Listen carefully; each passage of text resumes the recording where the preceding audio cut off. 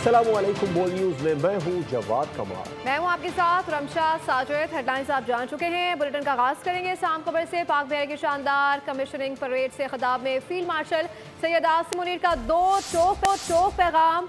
कहा कि पाकिस्तान हर हाल में अपनी खुद मुख्तारी, कौमी मफादात और कश्मीरियों के हक़ खुद इरादियत का दिफा करेगा। भारत की इश्तियाल अंगेजियाँ, जाली स्ट्रेटेजिक चालें और खित्ते में कशीदगी फैलाने की साजिशें सब बेनकाब हो चुकी है। फील्ड मार्शल ने खबरदार किया कि अगर दुश्मन ने पाकिस्तान को कमज़ोर समझा तो ये उसकी खतरनाक गलत फहमी होगी। उन्होंने वाज़ेह किया कि पाकिस्तान अब पहले से कहीं ज़्यादा मजबूत, पुरएतमाद और पुरअज़म है। पाकिस्तान दहशतगर्दी के खिलाफ जंग में फतह के करीब है और कश्मीरियों की कुर्बानियों को कभी फरामोश नहीं किया जाएगा। दुश्मनों की साजिशों के बावजूद तरक्की का सफर जारी रहेगा। उन्होंने कहा पाकिस्तान एक रोशन मुस्तकबिल की जानिब बढ़ रहा है। That Pakistan would have any constraints in the face of any future violation of its sovereignty reflects a dangerous misleading of strategic fundamentals.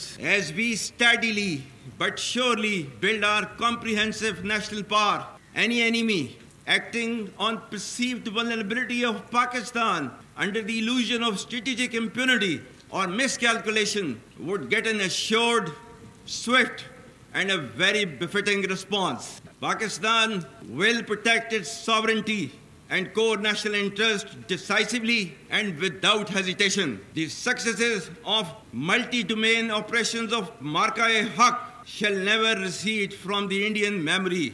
We will take our fight against terrorism to its logical conclusion and get rid of this menace in all its forms and manifestations, inshallah. We stand firm with the Kashmiri people for their right of self-determination, for the resolution of the internationally recognized long-standing dispute in accordance with the United Nations Security Council resolutions. शुमाली वजीरिस्तान के इलाके मीर अली में security forces के काफिले पर भारतीय सरपरस्ती में पलने वाले खारजी दहशतगर्दों का बुज़लाना हमला।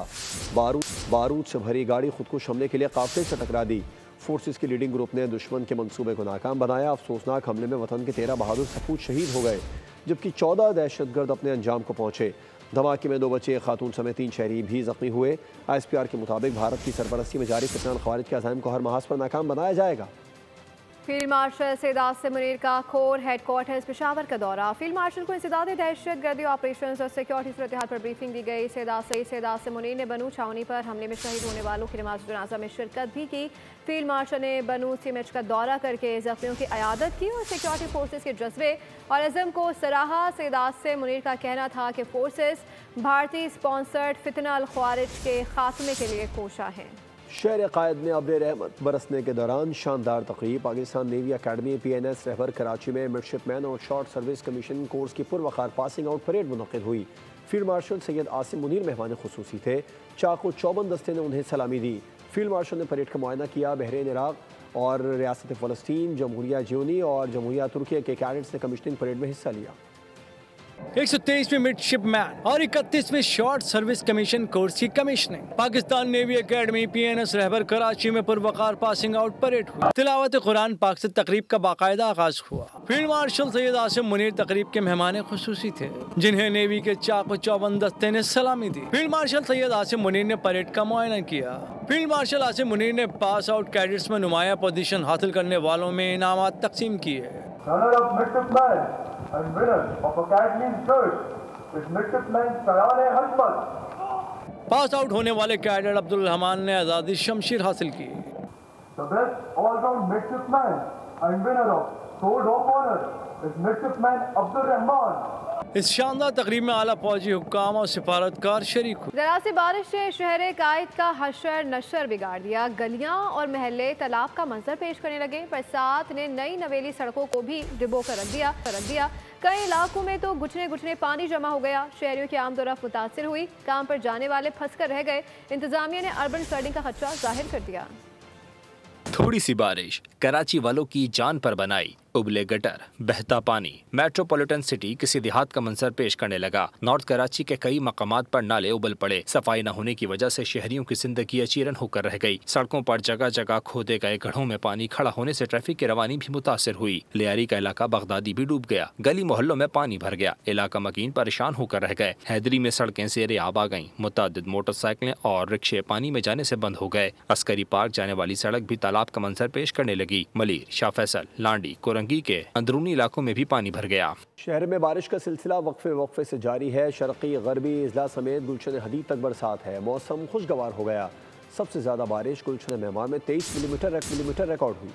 कराची में बाराने रहमत का सिलसिला वक्फे से जारी रहा। शर्की गरबी समेत तमाम अजला में बादल बरसे। सिलसिला गुलशन हदीद और अतराफ तक चलता रहा। कोरंगी, लांडी, मलीर, शाह फैसल कॉलोनी में भी मूसलाधार बारिश हुई। भैंस कॉलोनी, गुलशन हदीद, शाह लतीफ टाउन, रजाकाबाद, पोर्ट कासम में भी बादल बरसे। कायदाबाद, मुर्तजा चौरंगी, सदर, ओल्ड सिटी एरिया में भी बरसात हुई। महकमा मौसमियात के मुताबिक सबसे ज्यादा 23 मिलीमीटर बारिश गुलशन मेमार में रिकॉर्ड हुई। सुरजानी टाउन में 22, सादी टाउन में 17, यूनिवर्सिटी रोड पर 11 मिलीमीटर बारिश रिकॉर्ड की गई। शाह फैसल 9, नाजमाबाद 2.8, जिना टर्मिनल पर 6 मिलीमीटर बारिश हुई। कोरंगी 4.4, एयरपोर्ट और ओल्ड एरिया 2.3, गुलशन हदीद में 3 मिलीमीटर बारिश रिकॉर्ड हुई। सबसे कम बारिश किमाड़ी में 2.5 मिलीमीटर रिकॉर्ड की गई। कराची में बारिश ने तबाही मचा दी। मंसूर कॉलोनी में घर की दीवार दूसरे मकान पर गिर गई। 2 साला बच्चा जान से गया। 6 साला बेटा। और मजीद जानते हैं कफील अहमद से। कफील बताइए। कराची में जो है वो तेज़ बारिश हुई है मुख्तलिफ इलाकों में, और उसके बाद ताहाल जो बिजली का इस वक्त निज़ाम है वो दरहम बरहम जो है वो दिखाई देता है। मजमूई तौर पर अगर हम बात कर लें तो 330 जो है वो फीडर्स ट्रिप कर गए थे। तमाम जो कि इलेक्ट्रिक का दावा ये है कि 170 फीडर्स जो हैं वो ट्रिप कर गए, और बाकी जो बिजली है वो इस वक्त मामूल के मुताबिक है, जबकि ऐसा नहीं है। अक्सर मकामात से हमें फ़ोन कॉल्स आ रही हैं। अगर हम बात कर लें लांडी, मलीर है, शाह फैसल है, बल्दिया है, साइट है, लियारी के मुख्तलिफ इलाके हैं, PCSH है।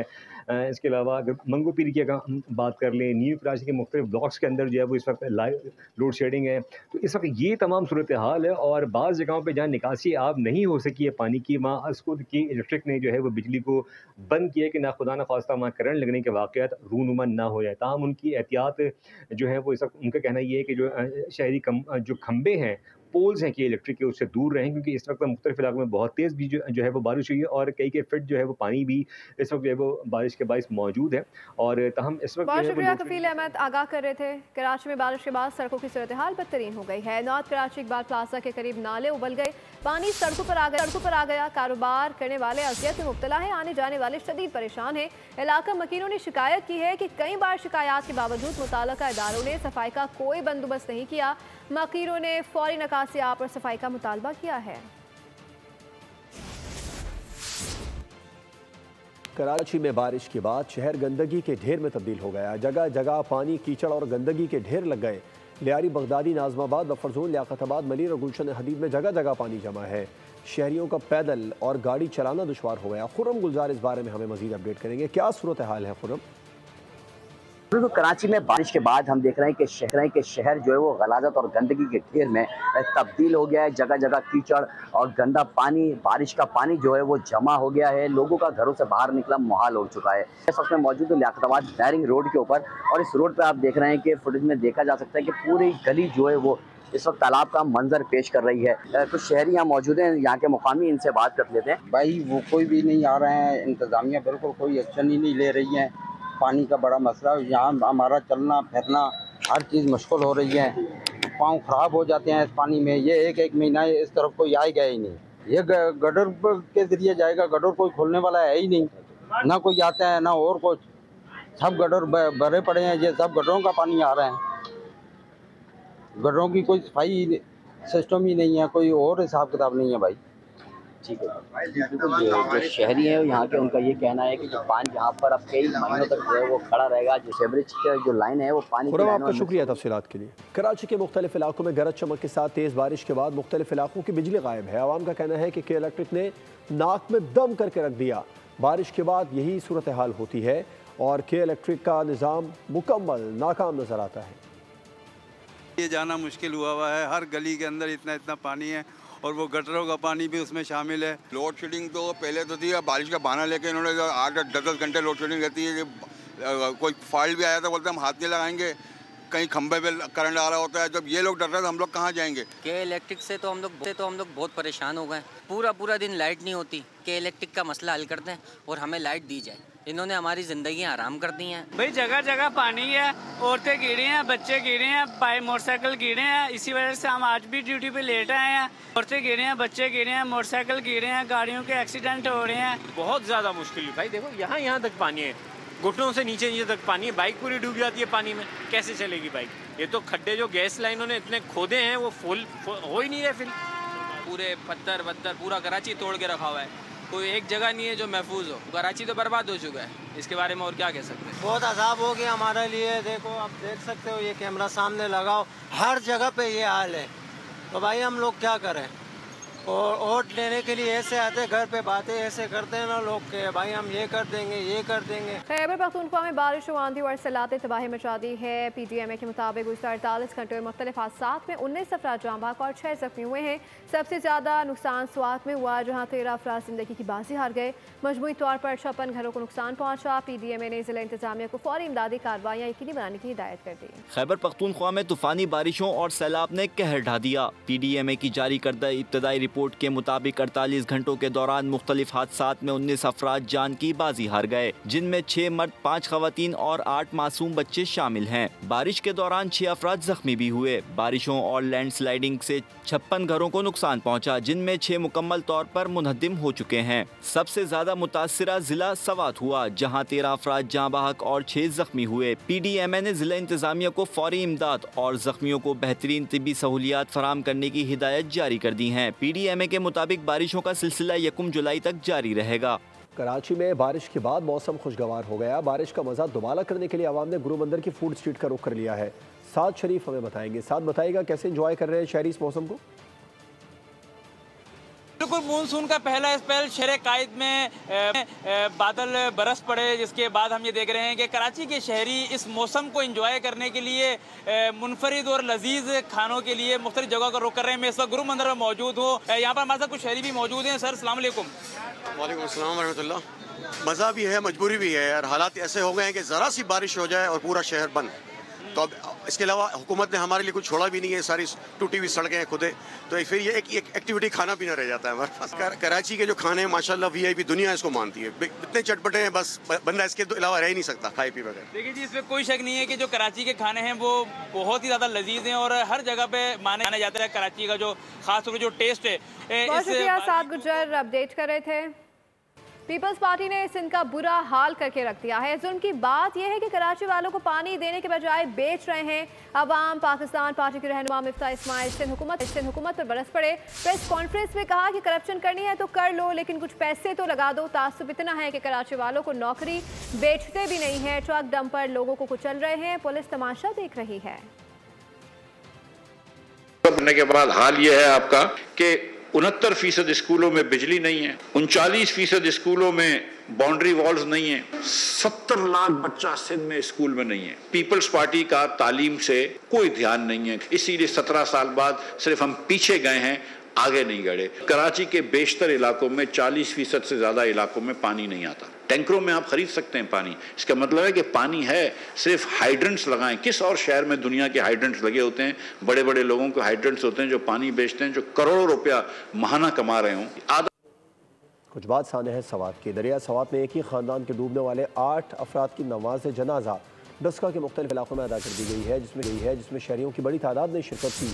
नमाज जनाजा के मौके पर रिक्कत आमेज मनाजिर देखने को मिले। जो जीते जागते गए थे मैयत बनकर लौटे। सियालकोट की तहसील डस्का में 8 जनाजे पहुंचे तो लवाहिकीन ज़ारो कतार रो पड़े। अतराफ में खड़े अफराद तसल्ली देने और सब्र की तलकीन के अलावा कुछ नहीं कर सकते थे। दरियाए सवात में डूबने वाली 41 साला रुबीना कौसर और उसकी 2 बेटियों शर्मीन और नरमीन की नमाज जनाजा दारुल उलूम मदीना में अदा की गई, जबकि 3 बहनों अजवा मीरब और मिशाल की नमाज जनाजा नूर मस्जिद कॉलेज रोड पर अदा की गई। इस हादसे में जाँ बहक 2 बहन भाइयों अयान और आयमा की नमाज जनाजा समड़ियाल रोड पर वाक़े ईदगाह में अदा की गई। अफसोसनाक वाक़े में जाँ बहक अफराद की नमाज जनाजा में शहरियों की कसीर तादाद शरीक थी। शहरियों ने शिकवा किया कि खैबर पख्तूनख्वा हुकूमत बर वक्त इक़दामात करती तो हंसते खेलते स्वात जाने वाले आज अपनों के दरमियान होते। मुतालबा किया कि सयाहों की हिफाजत के लिए मौसर इंतजामात किए जाएं। सानिया स्वात ने KP हुकूमती कारकर्दगी का पोल खोल दिया। वज़ीर इत्तलात अता तादड़ बोले कि स्वात में सयाहों की मौत नहीं हुई बल्कि PTI निज़ाम की मौत हुई है। आज़मा बुखारी और फैसल करीम कुन्नी ने भी PTI को आड़े हाथों ले लिया। मजीद इस रिपोर्ट में जानिए। हुकूमतें ये जिम्मेदारी निभाती हैं और लोगों को रिलीफ मुहैया करती हैं, वो जैसे भी हो। सूबाई हुकूमत ने अभी DC मुअत्तल किया है स्वात का। मुअत्तल तो वज़ीर आला को करना चाहिए था कि जो ढिटाई के साथ ये कहते हैं कि मेरा काम नहीं है खैमे देना, मैं खैमे नहीं दे सकता। तो ये पूछना मैं ये चाहता हूँ कि वज़ीर आला खैबर पख्तूनख्वा बेस्ड एट अडियाला, जो अडियाला में कैंप ऑफिस कायम किया हुआ है, क्या खैबर पख्तूनख्वा की आवाम ने आपको मैंडेट इस बात का दिया था कि आप वर्क फ्रॉम अडियाला करें, जिस तरह कोविड में वर्क फ्रॉम होम चल रहा था? ये जो वर्क फ्रॉम अडियाला चल रहा है और रोज़ लीडर को सफाई देना, लीडर से अहकामात लेना, तो ये तो अवाम ने आपको मैंडेट नहीं दिया था। अवाम ने मैंडेट आपको अवामी खिदमत का दिया था। आज मैं कैदी नंबर 420 से पूछता हूँ कि स्वात में तो आपके पंजाब से डस्का से फैमिली आई थी, सियालकोट से और मर्दान से, वो चीख है, वो बच्चे थे, नौजवान थे, बूढ़े थे, ख़वातीन थी, चीख कर जो है वो वहाँ पर वो मर गए और आपका बचाने वाला कोई नहीं था। तो ये सज़ा, क्योंकि मैं कहता हूँ कि इस वक्त ये FIR वज़ीर आला के ख़िलाफ़ होनी चाहिए, उसको फिर और मुस्तफ़ी होना चाहिए, क्योंकि हमारा टूरिज़्म का जो वज़ीर है वो वज़ीर आला है। सूबे में 12 साल से जो है वो एक ही पार्टी की हुकूमत है। जगह जगह पर दरियाए सवात के ऊपर होटल्स मौजूद हैं और वो होटल्स जो हैं वो किसकी पर्ची पे बनते रहे पिछले 8 साल में? कौन कौन जो है वो वहां पर होटल बनवा रहा था उन किनारों के ऊपर? ये KPK के साफी हजरात जो है वो बहुत अच्छे से जानते हैं। जो रेस्क्यू 1122 है उसके इदारे के अंदर तमाम सियासी भर्तियां हैं और जो लोग वहां भर्ती किए गए हैं उनमें से किसी को ना तैराकी आती है, ना 1122 की जो खिदमात है उनसे कोई लेना देना है। जब आप इस तरह टाइगर्स के अंदर चीजें बांटते हैं ना तो फिर लोग मरते हैं। सानिया स्वात में ज़िला इंतज़ामिया, रेस्क्यू सर्विस और खैबर पख्तूनख्वा हुकूमत मुलव्विस है। स्वात के शहरी भड़क उठे, बोल से गुफ्तगू में कहा 2 घंटे तक मुसाफिरीन चिल्लाते रहे लेकिन 2 किलोमीटर दूर ज़िला इंतज़ामिया का दफ्तर होने के बावजूद उन्हें बचाया नहीं जा सका।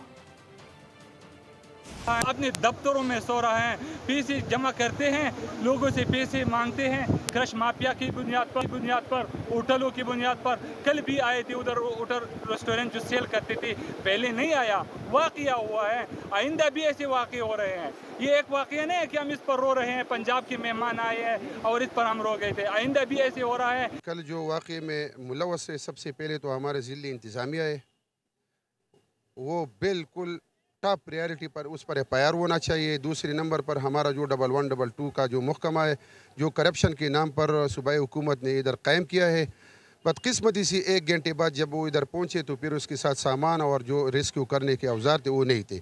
बिल्कुल ये इंतज़ामिया की गफलत थी। अगर इंतज़ामिया की गफलत न होती तो कम से कम 17 लाशें कल दरिया में न बहती।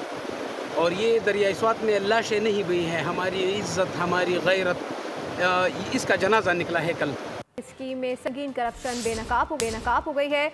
बोल न्यूज़ ने टेंडर, दस्तावेजात समेत तमाम सबूत हासिल कर लिए। बोल न्यूज़ की तहकीकात के मुताबिक सरकारी फंड, जाली टेंडर्स, फर्जी तरबियती सेशंस और कबल अज वक्त मंसूर शुदा बिल्स के जरिए हड़प कर लिए गए। तमाम अमल में महकमा के आला अफसरान बराह रास्त मुलव्विस पाए गए। टेंडरिंग के बाद मई में वर्क ऑर्डर्स जारी किए गए और जून 2024 में सिंध के 6 रीजन्स में तरबियत के इनेकाद का दावा किया गया था। जिस कंपनी को ये ठेका दिया गया वो भी मशकूक निकली। हैरान कुन तौर पर 6 रीजन्स में एक ही दिन तरबियत का दावा किया गया, जो मुमकिन ही नहीं। DG कॉलेजेस ने खुद एतराफ़ किया कि कोई ट्रेनिंग हुई ही नहीं। महकमा कॉलेजेस सिंध में 3 करोड़ रुपए की तरबियती स्कीम में संगीन करप्शन बेनकाब हुई है। बोल न्यूज़ ने टेंडर, दस्तावेजात समेत तमाम सबूत हासिल कर लिए हैं। बोल न्यूज़ की तहकीकात के मुताबिक सरकारी फंड, जाली टेंडर्स, फर्जी तरबियती सेशंस और कबल अज वक्त मंजूर शुदा बिल्स के जरिए हड़प कर लिए गए। तमाम अमल में महकमा के आला अफसरान बराह रास्त मुलव्विस पाए गए और टेंडरिंग के बाद मई में वर्क ऑर्डर्स जारी किए गए और जून 2024 में सिंध के 6 रीजन्स में तरबियत का इनेकाद का दावा किया गया। जिस कंपनी को ये ठेका दिया गया वो भी मशकूक निकली। हैरान कुन तौर पर 6 रीजन्स में एक ही दिन तरबियत का दावा किया गया, जो मुमकिन ही नहीं। DG कॉलेज ने एतराफ़ किया कि कोई ट्रेनिंग हुई ही नहीं थी। महकमा कॉलेज सिंध में 3 करोड़ रुपए की तरबियती स्कीम में संगीन करप्शन बेनकाब हो गई। बोल न्यूज़ ने टेंडर्स, दस्तावेजात समेत तमाम सबूत हासिल कर लिए। बोल न्यूज़ की तहकीकात के मुताबिक सरकारी फंड, जाली टेंडर्स, फर्जी तरबियती सेशंस और कबल अज वक्त मंसूखशुदा बिल्स के जरिए हड़प कर लिए गए। मजीद जानते इस हवाले से नुमाइंदा बोल न्यूज़ इजहार सोमनो ने में ज्वाइन किया है। इजहार बताइएगा ये तमाम तर मामला क्या है, बोलने किस तरीके से तहकीकात की, नाजरीन को आगाह कीजिएगा। ये पिछले साल मई में टेंडर हुआ था, जिसके बाद जून में ट्रेनिंग होनी थी, लेकिन कहीं भी ये ट्रेनिंग की एक्टिविटी नहीं हुई। सिंध के 6 डिवीजन्स में ये ट्रेनिंग होनी थी और तकरीबन हर डिवीजन में 50 प्रोफेसर्स और प्रिंसिपल्स की ट्रेनिंग होनी थी। मजमूई तौर पर 300 लोगों की ट्रेनिंग थी, लेकिन किसी एक जगह भी कोई ट्रेनिंग नहीं हुई और कागजों में ये सारी कार्रवाई डाल के इन्होंने 3 करोड़ रुपए हड़प कर लिए। इसमें जो मुलविस अफसरान हैं उसमें फाइनेंस के डायरेक्टर थे, आगाह करे थे। मीरपुर आज़ाद कश्मीर में खातून पर बेईमाना तशद्दुद वीडियो सोशल मीडिया पर वायरल हो गई। वीडियो में मुलजिम को खातून पर बेईमाना तशद्दुद करते हुए देखा जा सकता है। बारसर शख्स सर बाजार खातून पर तशद्दुद करता रहा। बेहिस शहरी खड़े तमाशा देखते रहे। SSP मीरपुर ने वाक़े का नोटिस लिया। पुलिस ने बर वक्त एक्शन करते हुए मुलजिम को गिरफ्तार कर लिया। जंग में चोरी के इल्जाम में खातून को बेईमाना तशद्दुद का निशाना बना डाला। मवेशी मंडी में खातून को रस्सियों से बांधकर तशद्दुद का निशाना बनाया गया। वीडियो भी वायरल हो गई। जंग के अवाम ने खातून से गैर इंसानी सलूक पर शदीद तशवीश का इजहार करते हुए DPO से मामले का फौरी नोटिस लेने और मुल्जिमान को फौरी गिरफ्तार करने का मुतालबा कर दिया। आपको अपडेट कर रहे हैं इस हवाले से। जंग में चोरी के इल्जाम में खातून को बेईमाना तशद्दुद का निशाना बनाया गया है। मवेशी मंडी में खातून को रस्सियों से बांधकर तशद्दुद का निशाना बनाया गया। वीडियो भी वायरल हो गई। जंग के अवाम ने खातून से गैर इंसानी सलूक पर शदीद तशवीश का इजहार करते हुए DPO से मामले का फौरी नोटिस लेने और मुल्जिमान को गिरफ्तार करने का मुतालबा कर दिया। ये मनाज़िर बोल की स्क्रीन पर आपको इस वक्त दिखाए जा रहे हैं किस तरीके से इस खातून पर तशद्दुद किया गया। वर्ल्ड एथलेटिक्स फेडरेशन ने जेवलिन थ्रोअर्स की आलमी रैंकिंग जारी कर दी। Olympic gold medallist Arshad Nadeem ranking में 1370 पॉइंट्स के साथ 4थे नंबर पर मौजूद हैं। आपको अपडेट करें इस हवाले से। पाकिस्तान के अरशद नदीम ने पेरिस ओलंपिक्स के बाद रवा बरस सिर्फ एक इवेंट में शिरकत की। एशियन एथलेटिक्स चैंपियनशिप में उन्होंने गोल्ड मेडल जीता। रैंकिंग इवेंट्स में अदम शिरकत की वजह से अरशद नदीम की रैंकिंग बेहतर न हुई। 10 नंबर में वर्ल्ड चैंपियनशिप से कबल अरशद नदीम ने 2 से 3 इवेंट्स में शिरकत करनी है। रवा बरस उनकी रैंकिंग पॉइंट से बेहतरी की उम्मीद है। बांग्लादेश के नजमुल हुसैन शंतू टेस्ट कप्तानी से दस्तबरदार हो गए। क्रिकेट वेबसाइट के मुताबिक नजमुल हुसैन शंतू श्रीलंका के खिलाफ दूसरे टेस्ट में शिकस्त के बाद कप्तानी से दस्तबरदार हुए हैं। और आपको ये भी बताएं, श्रीलंका ने दूसरे टेस्ट में बांग्लादेश को एक इनिंग्स 78 रन से शिकस्त दी थी। नजमुल हुसैन शंतू ने वनडे कप्तानी से उन्हें जब हटाया गया था, उसके बाद टेस्ट कप्तानी में वो कोई दिलचस्पी नहीं रखते थे। बांग्लादेश के नजमुल हुसैन शंतू टेस्ट कप्तानी से दस्तबरदार हुए हैं। क्रिकेट वेबसाइट ने बताया कि नजमुल हुसैन शंतू श्रीलंका के खिलाफ दूसरे टेस्ट में शिकस्त के बाद कप्तानी से दस्तबरदार हुए। श्रीलंका ने दूसरे टेस्ट में बांग्लादेश को एक इनिंग्स और 78 रन से शिकस्त दी थी। नजमुल हुसैन शंतू वनडे कप्तानी से हटाए जाने के बाद टेस्ट कप्तानी में दिलचस्पी नहीं रखते थे। और अब ये जानिए, वफाकी वज़ीर सेहत मुस्तफ़ा कमाल की ज़ेरे सदारत ड्रग प्रोडक्ट्स की बार कोडिंग से मुतालिक इजलास हुआ। ड्रेप की जानिब से वफाकी वज़ीर सेहत को अद्वियात के बार कोडिंग मोबाइल ऐप और बैकअप डेटा सिस्टम पर तफसीली ब्रीफिंग दी गई। इजलास में इस निज़ाम को वज़ीर आज़म की हिदायत के मुताबिक मुकम्मल दियानतदारी और संजीदगी के साथ नाफिज करने पर इत्तफाक किया गया।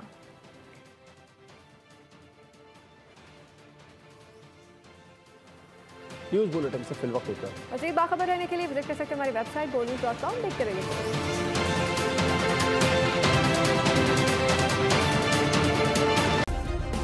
सब्सक्राइब करें और बेल दबाएं ताकि कोई खबर रह न जाए।